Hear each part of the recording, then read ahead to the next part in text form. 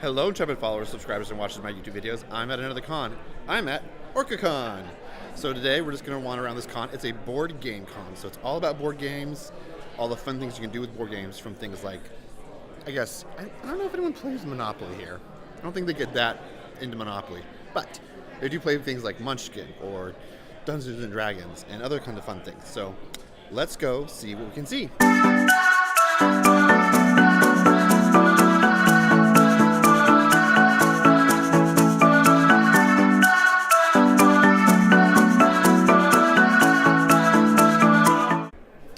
So I just picked up the guide for the con. The coolest thing is the guide actually has an RPG rulebook in it. So if you're wanting to play an RPG that's in here, you can play the RPG. I was trying to figure out where they were playing it at. But I couldn't. But I didn't look very far into this because it was really cool. And I like the color because it's purple, and I love purple. So just gonna wander a little more, see what else there is. It looks like there's a room here. I don't know what they're doing, but I think it's more just play space. Yeah, just more play space. Looks like they're doing some play and win in this room, so let's go see what there is.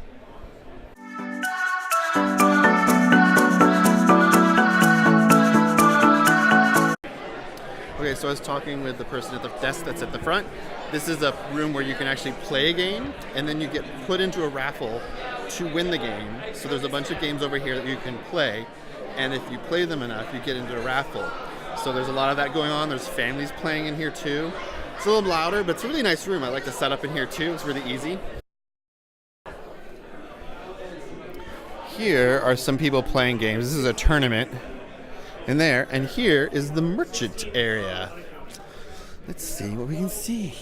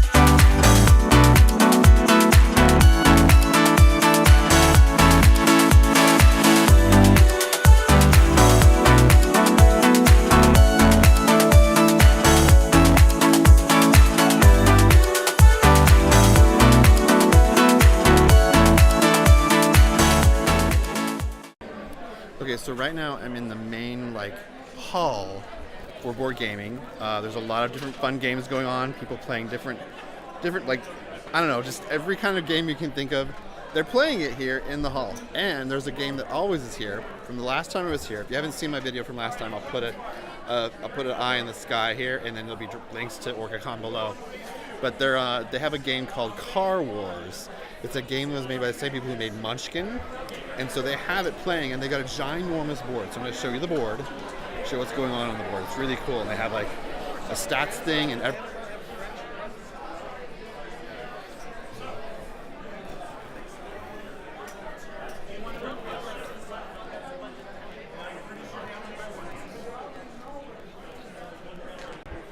Okay, so right here behind me, this is the library. So if you want to check out a game that you didn't bring or you've never played and you want to play it, they have a library here of games you can play. So they got everything. Like they've got some Catan, they've got like some card games, they got some dice games. So you just go up to the booth behind me and you check out from the library and you just find a table to sit at and you play. And then they sometimes have some signs up for people who want to try a game or if they're looking to add someone to the game. So they have that as well. So it's really cool. Really big space. I think about a little bigger than the space from the time I was here last. So it's really great to have more space for people to hang out and play games. There's some companies here that are demoing games as well. So it's really great. And then of course, as you saw in some of the other shots, there's people who are playing actual tournaments like the Cars Wars. That's a tournament. And there's some tournaments going on in some other rooms. Okay, so I met up with some friends and they just finished a game. I'm actually really hungry, so I'm gonna go and see what I can see for food, because there's food trucks here. Okay, so there's 3 food trucks, but only one is open right now. So I guess I'm gonna have something from this off the res one. There's another one here, it's called Wicked Good Grinders. They haven't actually opened up yet. So maybe I'll wait a minute and maybe get grinders, but let's look at they have tacos, Indian tacos, and then they have burgers at the res one.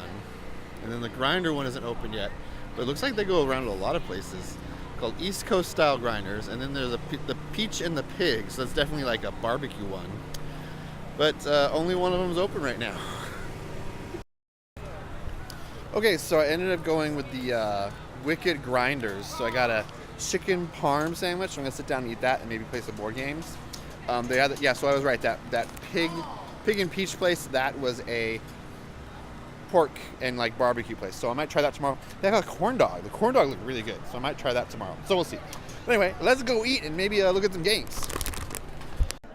Okay, so let's hang out with our friends. We played some games. They played some games. I did some walking around. And right now, one of my new person I met, he is setting up a game for us. He's setting up, what's the name of this game? Downforce. Downforce. By Restoration Games. By Restoration Games. So it's a car racing game. So what we're going to do is we're going to play the game and I'll put in a time lapse of the game for a little bit. And then we'll let you know how it's played out.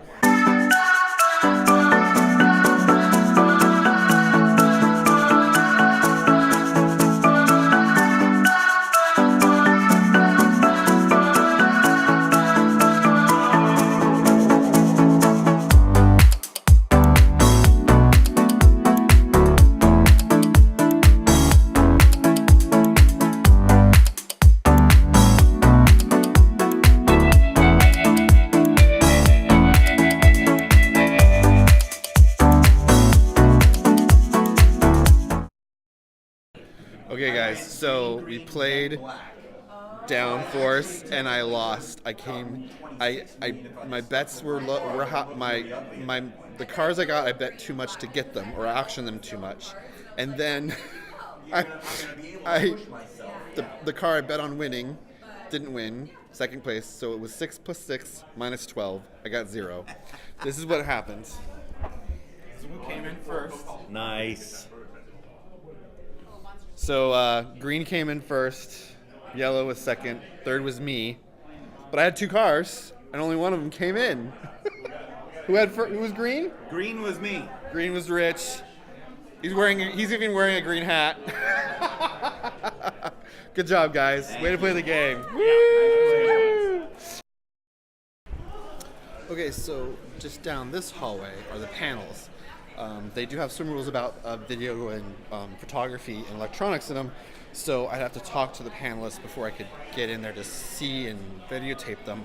However, the panels just started 18 minutes ago, so there's no way I can ask them if I can video record. So I'm not going to do that.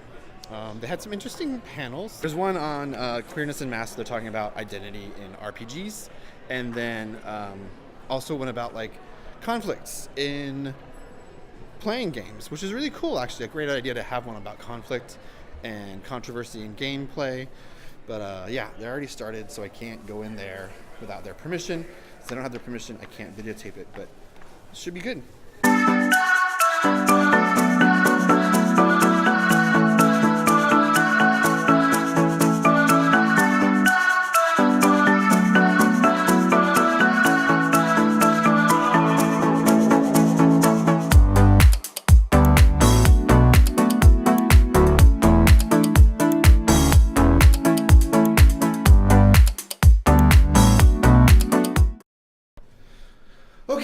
day 2. Oh, look, I'm in the glass elevator. Ooh, oh, wait, I need to press the button. Where am I going? Oh, going to 1. Right, so yesterday was fun. So I'm going to see if I can see some other things that are going on. Maybe play some different games with people I don't know. Oh, someone else is getting in the elevator. Let's see what happens. Wasn't that someone else was going to get in the elevator. It was that the elevator got to the floor. It was a really fast elevator here at the Hilton in Bellevue. So let's go and see if we can see some people. Okay, so here's the game floor today. It's not as full as it was yesterday because it's Sunday, the last day of the con. So there's not as much like big events going on. There's still a lot of people hanging out in here. I do have a scheduled interview at 1, so I really can't get into. I don't want to really get into any games because it's very close to when that interview is going to occur. So I think I'll just sit down for a little bit and maybe work out my questions I'm going to ask them and see what's going to happen there. So tell me who you are and what you do. Okay, I am Donna Prior. I am the executive director, founder of Orca Con, and my day job I work for Catan Studio. Cool. Yep. So funny enough, I tell this story all the time, and it's a true story, is that it was about 6 years ago, Hobbs. So it was like 6 years ago, and we were playing a game of Seven Wonders. And Steve and I are playing poorly because we only play that game like once a year while we're at Dragonflight. So we're suffering through, the game as while everybody else is, armies, it's the fighty, and we're like, oh, the peacemakers are getting conquered again, and we're losing. And so there used to be a convention that they all went to called DreamCon. I think it's called DreamCon, and it was up in Everett, and which is like half hour to hour depending on traffic away from here, which is close to where they all grew up. Okay. And so they all used to meet there and play games, and then that one went away, and so they started doing Dragonflight. And then when I met Barry took me to Dragonflight, and so yet again they're all complaining. It's like, why can't there be another convention in Everett? We don't have to come all the way down to Seattle. And so Steve said that, and I was like, somebody should make a con. I was like, I'll make one. And then we gathered our friends, and then we reached out to a bunch of PAX enforcers that we knew and brought them on board, which is why everything is handled so well. Oh, wow. Is that we can just kind of do our thing, and great. They are amazing. And that was, we took 2 years to plan our first one. And we did 2 successful Kickstarters to pay for it, so we're not, just like, oh my gosh. So we had enough to pay for it. It was great. And then when we had our second year, the hotel got bought and they were renovating it. So half of our hotel was under construction. And so we signed for another year, and then the hotel wasn't open. So they moved here, and this is where Dragonflight is. So, oh, wow. So they already know how to handle a games convention and handle all the people. And one of the things that Steve and I talked about early about what we want to do is that we want to make a convention that's welcoming to all ages, for everybody, and really kind of take some time for accessibility and inclusion. Because I still have experiences going into trying to play D&D in high school, 1982. I'm that old, and being told girls don't play D&D. And so it took finding somebody where I would always say, oh, girls don't play D&D, and I would always turn it down. And somebody's like, I already have 3 women in my group. We'll teach you how to play. I was like, yay! And that's the experience I always want people to have, is to be able to, come in here. It's like, I don't really know anything about games, but this is cool. And then we have the volunteers. It's like, hey, can I help you get in a game? You're reading the rules. Yeah. It's like, it's like, hey, do you need help?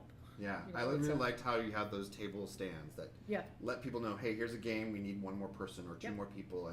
And I like this year how you have the clips. I noticed the people with the clips. Can you tell me more about those little clips? Yeah, so just for my badge, so I come to this actually naturally from my mother, who's also a convention runner for Mensa. Wow. So she's been really involved, and that's where I got my start in high school as a volunteer for conventions. They had is when you come up, they would have those dots, stick-on dots, and so they had them everywhere. You take your, it's about hugs, right, for hugs, and so they, you put a dot that says, yes, I will hug everybody. Yellow means please ask, and then red is like no hugs please. Wow. I think that's an idea that it's been around for a lot of time, but it's not something other conventions have done. But now that we start paying attention to, accessibility, these kind of things come up. So we saw that in use at Norwestcon and decided that we were going to do it too. So that has been super successful. And the tweet that I put up, I was like, oh, here's this, it's really cool. It has been tweeted, I've had so many responses, and people are tagging their favorite con and saying, you should have this, you should have this. Yeah. And I'm like, oh, I love that feedback. Thank you for giving the feedback. And because I also do social media for Orcacon, so I get to see it if they're replying to Orcacon or to me on the Twitters. Oh, wow. And so we put it all out there, and these are people all over the world who just think this is a great idea. And so I was just like, well, give me your feedback. Here's my email, and let me know what you think of a good way to change it, to make it better. So everything that we do, we're gonna, like here with food trucks, we're gonna bring in some food trucks. And because the hotel, we're just like, hey, can we bring in food trucks? Because this is free parking. And they were, yes, we love food trucks. Here's our favorites. Oh, wow. So that's how that started. Yeah. And it was everybody sold out last year. So we extended it. So now we had breakfast and coffee. And then the trucks, we put more trucks in. So that's another thing for accessibility. So yeah, it's another part of accessibility because that's important for me. So that's how that came about. And Joe, who's our accessibility coordinator, he's been wanting to do that for the communication, social, interaction thing. So he ran with it, and we supported it, and we're going to make it better for next year. Cool. Yeah. Yeah. So no dots needed. Yeah, I think that's great. And tell me more about the stickers. This is Oh, the only the con ribbons? I know of that has the ribbons like So this. this cons is I go actually to. a very big thing in science fiction fantasy fandom cons. Okay. Is these ribbons. So when you go to like Norwest Con, people will make capes out of them, and like all the different departments have ribbons to hand out. There's like hall costumes and stuff. So I got my pronoun ribbon, which if you visit pronounribbon.com, pronounribbons.com, .org, yeah, Okay. .org. It talks about why they're important, and it has templates. So Oh, you can go neat. to any place that does ribbons and make these. So, and since there are colors, I just stuck with the template. That's great. But that's a company which is more of an organic. Everybody shows up and then decides what kind of you're going to talk about, what you're going to play, called Fool's Cap. And so they're the ones that host the website too. Oh, so cool. So Cool. that's my ribbon thing. And I so love that ribbon we're trying to idea. get that to take off more in because Yeah. it's a good way to bond with people too and have something to talk about. So that's Especially fun. if someone's like a very introverted person and they like approaching people and talking to people, that's super hard for them to want Yeah. to just say the word, what are you into? Like even that Yeah. kind of question is hard. So I think it's really great to let them feel they can point that out, and even if they don't talk to them, they can go, that person likes what I like, and they Yeah. can leave feeling a sense of like I'm part of something. Yeah. So and that's one of the things I love about this con is that it's specific to gaming, but you're letting it be all for everyone. There's no there's no boundaries. Everyone can come. Everyone can feel safe, and I think I love that about it. So I did a survey after my first one, and 11% of my attendees, so 11% of 800 people, at least the people who filled out the form, had never been to a game store or a convention before. They were brand new. And then we had all these volunteers. They're like, let me help you. Here's our library. And they're like, I don't know, because they're too, nobody wants to feel stupid or unwelcome. I mean, that's pretty obvious, but game stores aren't known for being very welcoming. We're very lucky here in Seattle that, some of those ones that are unfriendly have gone. And I hate for anybody to be out of business, but you have to start changing with the culture that's here, especially it's very game focused. There's a really big culture and desire to have places where people feel welcome. And like the Moxes are a perfect example. It's clean, it's well lit, they have staff that just like welcomes you in and let me help you find something. Totally, yeah. And they can help figure out somebody's play style and say, oh, well, I think that you'll like this. I think you'll like this. Here's a good family game that the parents will have fun and the kid will have fun. So it's all kinds of stuff like that. Yeah, It just makes so it more wonderful. welcoming. It So totally is. so we've got people now who are just like, oh, I've been exposed to games, so now I'm going to go to these game stores, and they get more into games, and they come back every year. So what led you to not just want to play games but share and teach others about gaming? What made you realize, you know what, I don't want to just play games with my friends. I want to like bring other people in and make them feel like this is that part of their. Because I want more people to play games, because I've always I worked in video games for 11 years before I started working in tabletop. I kind of aged out of video games because they don't hire a lot of women in their 50s to work in video game companies anymore, especially in community and with the streaming and stuff. So people want to see people their own age, and so I'm like somebody's mom. So I mean, I'm not a mom, but that there's people they want to be able to relate. So, but the nice thing is I haven't aged out of tabletop. So that's good. And I just love it. I love, sitting around. We have a board game, like for my birthday is New Year's Eve. So I do things with board games where I bring people together early in the day because I know that it's dangerous. We've got, I used to work in the bar business, and so we always called them the worst. Nobody wants to work like New Year's Eve, even though you're gonna make a ton of money, but it's people that don't know how to, they drink too much, and then, it's very, very dangerous. Yeah, it's unsafe. So I just do board games. It's like, oh, we're gonna go to Mox, and I rent out the rooms, and then people can come in and out and play games or just hang out. That's great. Yeah. So it was really cool, and I think it brings people together, and you can make friends and learn. It keeps your brain active, as you get older, is playing games. Totally. So one last question. Sure. What was the first board game you ever played, and what's the game that really got you hooked into wanting to play more and find more games?